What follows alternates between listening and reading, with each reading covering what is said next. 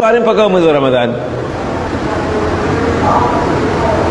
Mwezi wa Ramadhani kila mmoja aleta istighfar. Hatujui ya ukweli ni ipi wala ya urongo ni ipi, lakini kila mmoja anasema astaghfirullah alazim alladhi la ilaha, kila mmoja. Ile istighfar ya kasuku. Ukisali utakuta zikiletwa, lakini za kweli au za kasuku? Za kasuku. Keti faragha wewe na Mola wako. Kubali makosa yako wewe na Mola wako. Leta istighfar, utake msamaha. Mwambie Mwenyezi Mungu Subhanahu wa Ta'ala, Allahumma inni dhalamtu nafsi dhulman kabira wa in lam taghfir li wa tarhamni la akunanna minal khasirin. Sio istighfari mazoea, istighfari ya uhakika, kwa sababu mambo yaweza kuja ghafla, na vifo vya ghafla namna zilivyosambaa, na kila mmoja amezoea kasumba ya shetani tunusisha kasumba na shetani. Shetani ametuambia kwamba mtu hafi mpaka kwanza awe mgonjwa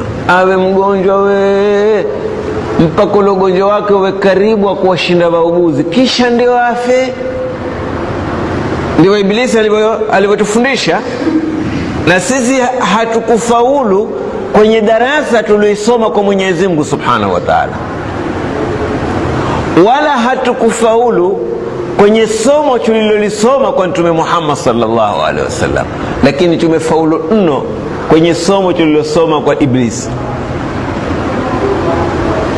Ukisikia mwenzio fulani amekufa, suala utakao kuiuliza utaiuliza ile kuja katika ukurasa namba 8 kwenye kitabu cha Muqarrar wa Iblis. Ndio suala utakao kuuliza. Fulani amekufa, la hawla wala quwwata, alikuwa mgonjwa kweli? Wao waliza hoji sababu alikuja alikuwa mgonjwa, kwa sababu Ibilisi amekwambia mtu afi mpaka awe ni mgonjwa. Alikuwa ni mgonjwa, utamletea suala nyingine ya pili ya kufuatilia kibisa kwa mgonjwa sana. Siku mbili tu, siku hizi fudha ghafla. Ndizo suala tulizofundishwa na Ibilisi. Ya ima alikuwa ni mgonjwa, alipokuwa ni mgonjwa alikuwa ni mgonjwa sana, si mgonjwa sana, zitakwenda swala kweli kwa ugonjwa gani? Kamba kwa ukimwi. Ukimwi kisha kukungia, basi bwana, kama imekuwa yeye kwake na kufa na alikuwa na ugonjwa ukimwi, yeye hana ugonjwa hafi. Takwenda ulize na nyaka, pata kama miaka